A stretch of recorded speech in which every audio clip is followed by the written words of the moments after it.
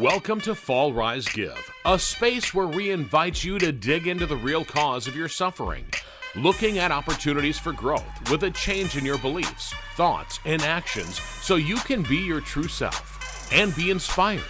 Join us as we explore life's ups and downs and navigate the twists and turns, sharing stories of resilience, hope, and the transformative power of giving back. Whether you're looking for a change, in recovery, or simply seeking inspiration, this podcast is your go-to for candid conversations, raw emotions, and a whole lot of heart. Tune in and discover how to fall, rise, and give back on life's extraordinary journey. Fall, Rise, Give turns struggles into opportunities by being your true self and help others. How you doing? I'm bartender Bob, and that's my good friend Kumar. How was your week? It was great.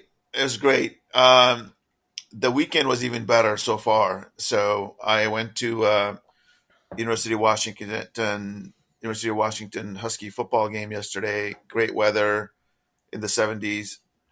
And it was really an awesome experience. They won, obviously. It was a tough opponent in my mind. And just football season has started. I'm getting fired up about that. It's starting to get a little cooler out there. So it's just been a great couple of weeks and a great Saturday yesterday. You know, you brought up a couple of good things right there because football season has started. It started last Thursday. We watched the game on Friday. It was the Packers and Eagles, and they played over in Brazil. And I don't know if you watched any of that game at all, but it was weird to see these players slipping as much as they did on the field.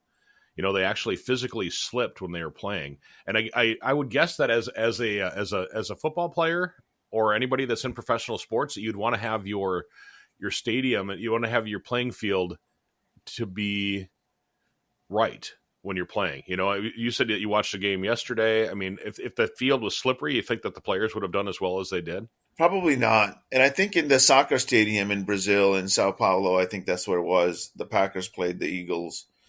It was a great atmosphere, but yeah, the players were slipping quite a bit.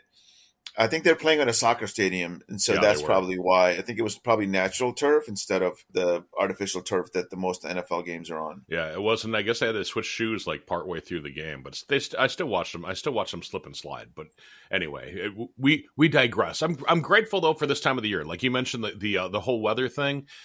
We went from being in the 80s and 90s to this last week being in the 70s.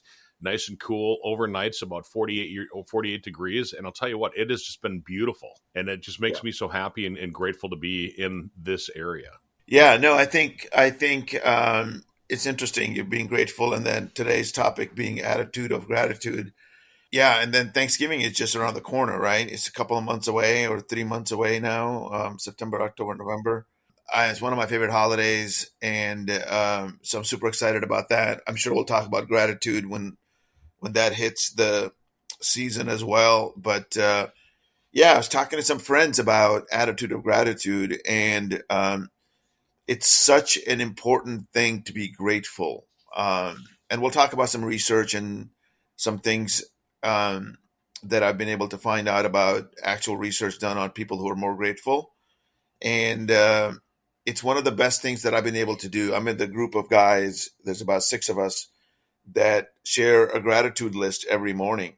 And at 6:30, like clockwork, this one of our friends from Portland, Oregon, sends a text out. And then one guy's in Utah, one guy's in Olympia, Washington, a couple of guys on the Oregon coast. And so it's an amazing thing to have a gratitude list with some guys. Just reminds you of being grateful every day. Right. And I really think that being grateful and thinking about and actually pausing for a moment and looking around and just being grateful for the things that you have in your life. I know that we're friends on Facebook, so you follow some of the things that I've done over the last few years. I have my hammock thoughts that I do, and it always, not always, but most of the time it's based around gratitude. It's based around just enjoying the simple things in life, from looking down to seeing, you know, green grass or snow or whatever season it happens to be, or looking up into the sky and seeing either a bright blue sky or a nice orange sun or the clouds because it's rain. I mean, just to find gratefulness, just to find gratitude in your everyday things makes you, I think, a better person, but it also puts you at peace and puts you at harmony with yourself. It totally does. It totally does. And there's actually been quite a bit of research. So basically, it improves your mental health. It increases your well-being and life satisfaction, better physical health, increases resilience, stronger relationships, empathy, and reduces aggression, improves the self-esteem. A whole bunch of research done on this topic, and we'll read some of that from my sources. But yeah, attitude of gratitude really is a way. I think there are three things that really make a difference in people's lives. Number one, I think, is exercise. Just moving your body a little bit gets your hormones going, gets your endorphins flowing. Number two is music. Music can really uplift our emotions, and it can be really, really good for our well-being. And then number third, I think, is being grateful. You have to be able to shift your thoughts to a positive outlook. We've talked about that. And the best way to do that is to start thinking about all the things that you're grateful for.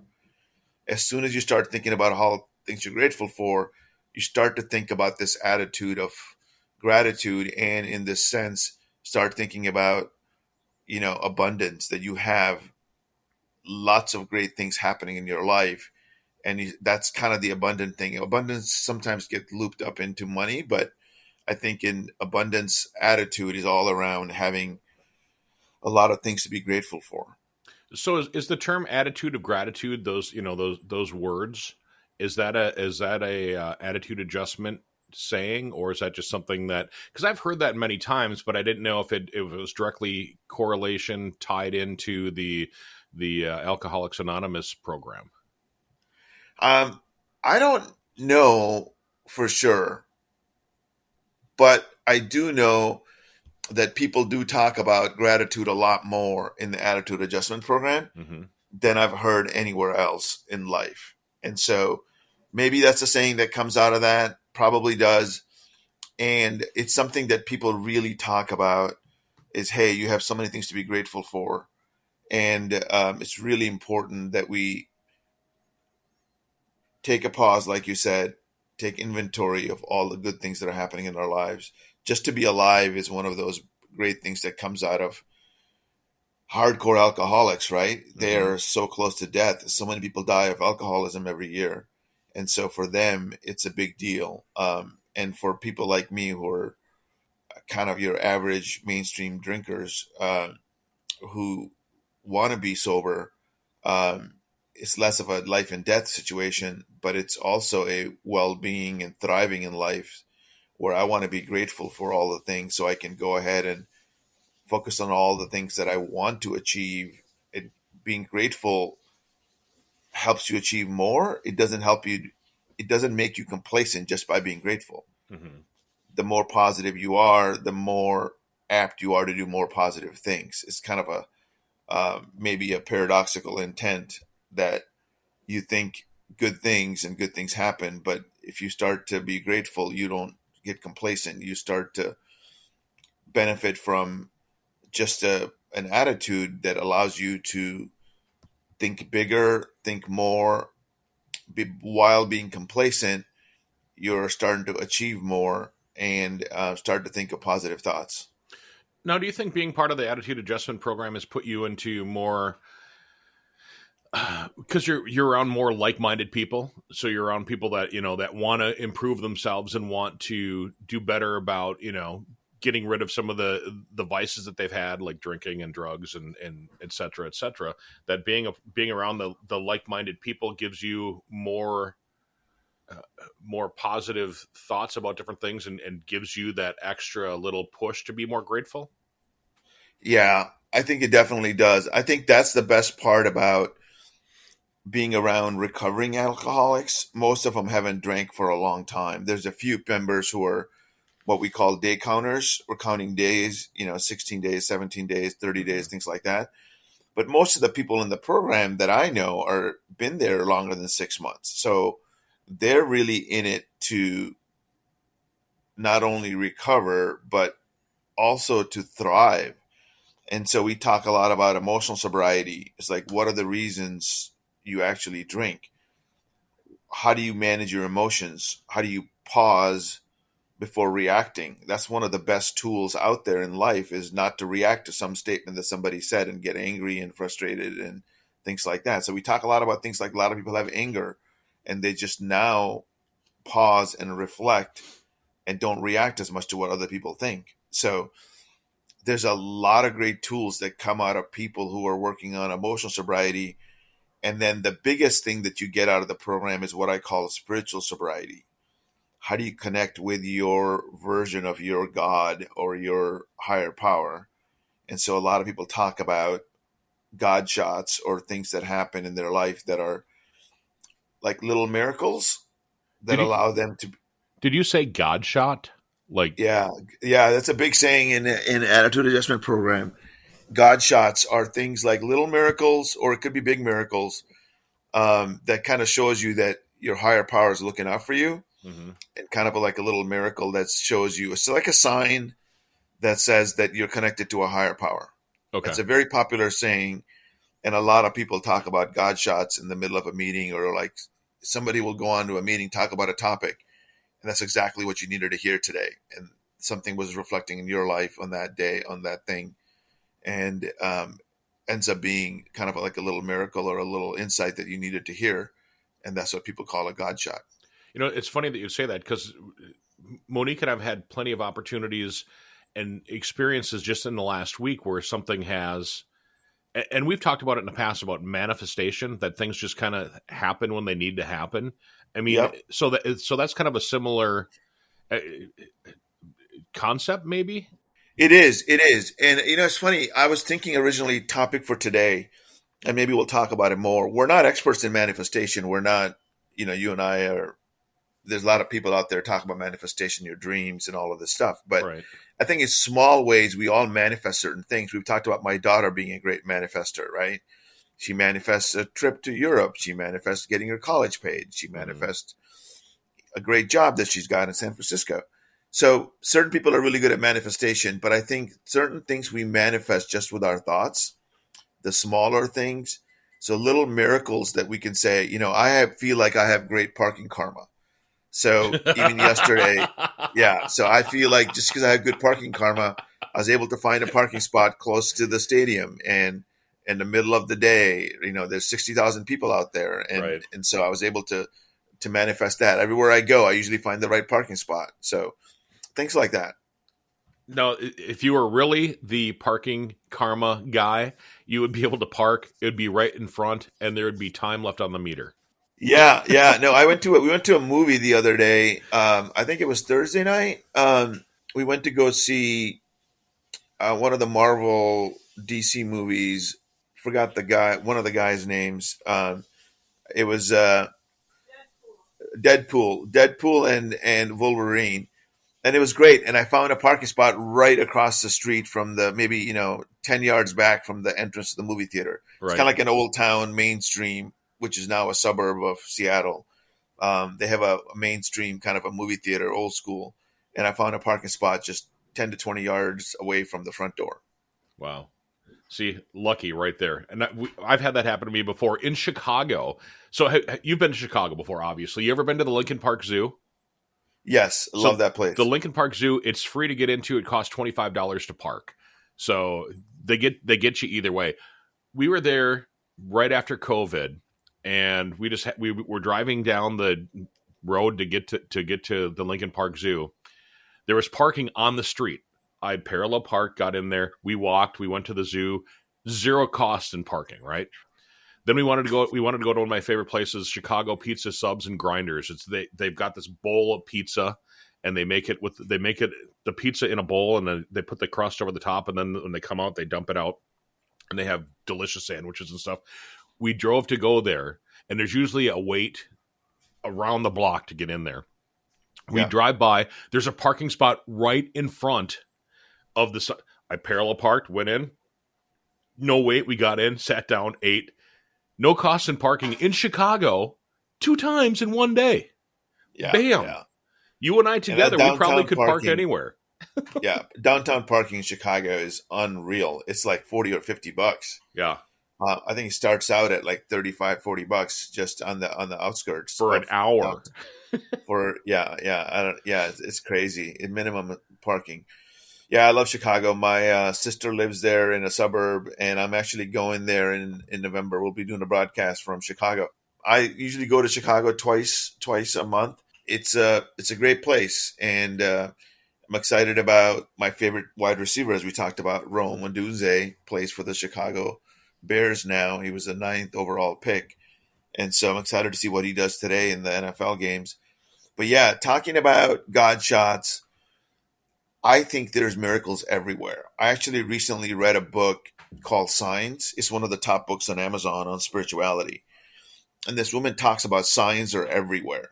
And once you start listening to signs, once you start tapping into that God consciousness or the spirituality, parking karma is one of the ways. Good luck. People who manifest good luck seems to be lucky all the time. They tend to be in the right place at the right time. Um, I think with a right level of mindset, which is attitude, you can actually start manifesting more miracles by being grateful, by being in the positive energy. You can't manifest any of these things if you're negative. If you're pessimistic about something, you're going to look for the wrong in everything. Right. That's the wrong way to accomplish anything. And there's so many people out there that do that.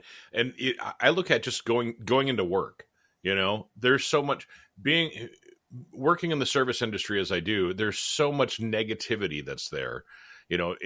Albeit the people I work with, the people that are in the bar, going to complain about their whatever.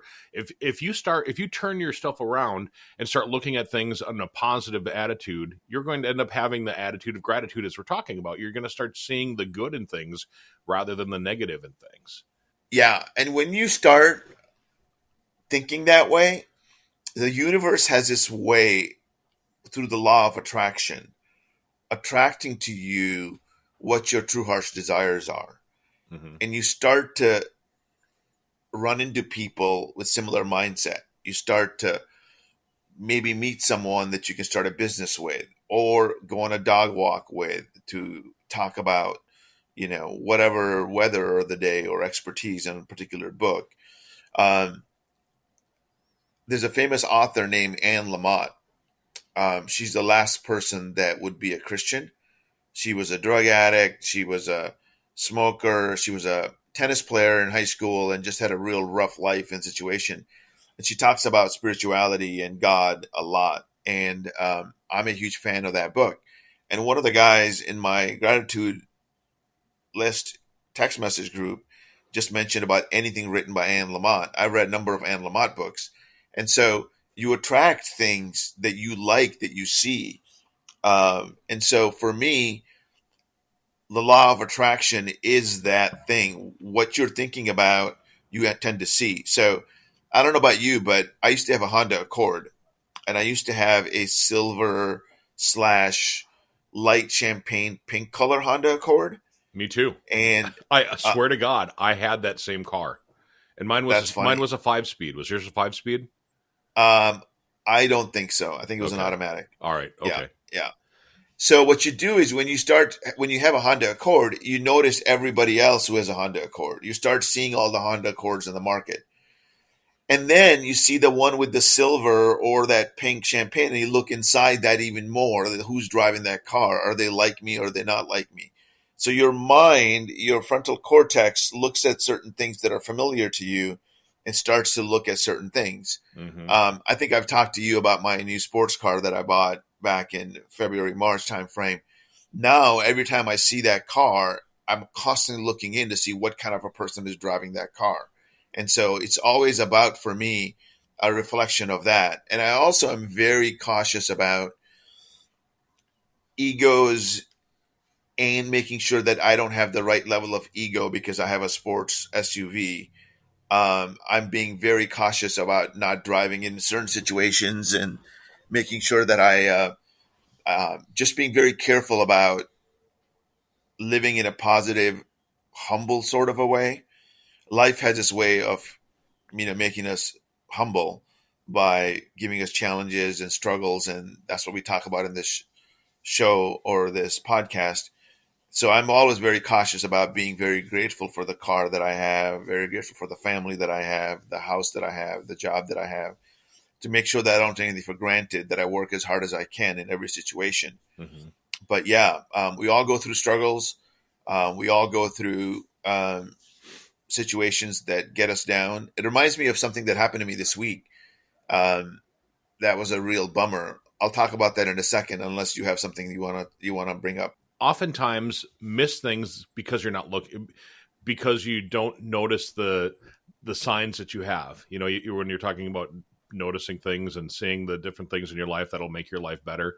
I think a lot of times that people walk through with blinders, and I think I've talked about that in the past, where gosh, I really wish that I had $1 for a burger, and you just don't see the opportunity. You can go mow that person's lawn, or you can ask them if you can help with that, or a lot of times you don't see the things that will help you to the path that you need to take. That's all I was going to say. So, Yeah, yeah. No, I think we talked about this, right? We talked yeah. about this, about reflecting a lot, about being present, being in the moment, and being mindful. A lot of the times when I'm not fully aware is because I've let my monkey mind run awry on something that takes me down a negative path, Hmm. or gets me frustrated or angry or whatever, or depressed or sad. My thinking is that when you're present and you're mindful, when you're looking at flowers and you're on your dog walk, or squirrels or bunnies or whatever, um, when you're mindful, you're more apt to see the signs out there. Like, what is the higher power or the universe trying to tell you? What is this thing, your thoughts that are clear? That leads me to this thing. I had an opportunity that I was really excited about in the last month. And the opportunity was very exciting for me. I don't want to talk about it in specifics, just because of a couple of things of anonymity that I want to maintain. And I was really excited about this opportunity. People that I would associate with, I've known for a long time, and I would have a chance to spend more time with them. And on Tuesday, right after the holiday, I was actually rejected from the opportunity. And the situation was, whatever um, it wasn't going to work out. And immediately, I looked at the principle that I learned from the attitude adjustment program of acceptance. From acceptance, I moved through. I was very disappointed. I was very hurt. I was very saddened. And I moved through a range of emotions. And it's funny, we're not talking about the struggles of my week. That's not how we started out talking about it. We started talking about gratefulness. So I moved from acceptance to being grateful just as the week went by. It's been less than a week since I got rejected from the situation. And I was deeply hurt. And because of the attitude adjustment program, I looked at that acceptance, and it wasn't meant to be. The situation was what it was. And I took acceptance at a true form, and I moved through life in my day to day actions, and became very grateful for all the things that I have in my current situations, my family, my friends, football, golf, job, finances, all of that stuff. I moved through, and I went through this grieving period of this opportunity that I was looking at. And I'm really glad that I moved through it within a week, from disappointed and hurt to, you know what, it is what it is, and moved on, and had an attitude of gratitude the last few days. And we're talking about it today. So people will be disappointed. You will have things not work out for you, and accepting that, and then being grateful for everything else that you have. Maybe it was a God shot. Maybe I didn't know about the business partners in that situation that I would be looking at I had a couple of signs that came in. People mentioned I was talking to them about the business opportunity, and they were looking at it, and I was like, a couple of the people were like warning signs. Maybe there's nothing to it. Maybe I'm just making an excuse of being, disappointed in the situation. But there are signs that I paid attention to. Maybe my higher power is looking out for me and protecting me from a situation that's unknown and that may not work out the way I thought it was going to work out. We always look at grass as greener on the other side, and Right. we don't realize, and we also got to look at the grass as pretty green on our current side too. Right. And I think a lot of people don't see that. I think a lot of people think, oh, things are going to be much better over there. And when they get over there, they're like, I really want to go back to the lawn that I had over there because it was way better, you know. But it sounds to me like you had that you're grateful for the chance, and you're probably grateful for the non-opportunity because, if, like you said, you saw some warning signs and you didn't want to have to, deal with having that negativity if there truly were those, those warning signs. A lot of times I think that we are able to come up with a solution honestly on our own a lot of times if we just think about the way that things are rather than jumping to, you know that new opportunity. I mean, of course new opportunities are great, but sometimes the opportunity or what you have right now is good for the moment, and you just kind of follow the path to what's going to get you to the next thing. And it sounds like you're going to be able to do that. You're going to be able to do that here soon. Yeah, yeah, no, definitely. I have a quote that I want to read to you that I ran into this morning, not this morning, this week that came about, and it was. And it's funny. I have like 6 quotes that I took snapshots of from Facebook and graphics, and this one out of the 5 that I just clicked on my phone just now showed up right away. Immediately, there's like 5 quotes and 5 different pictures, and it's hard to sometimes find the right one. Oh, But this one yes. popped right up on my phone, and it basically says, "As you start to walk on the way appears." That's what we talk about almost every single week. Yeah, yeah. It's just a different angle on it. As you start to walk on the way appears.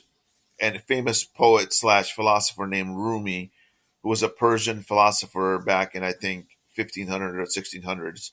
Rumi and Hafiz are these 2 Persian poets and philosophers that were incredibly spiritual and incredibly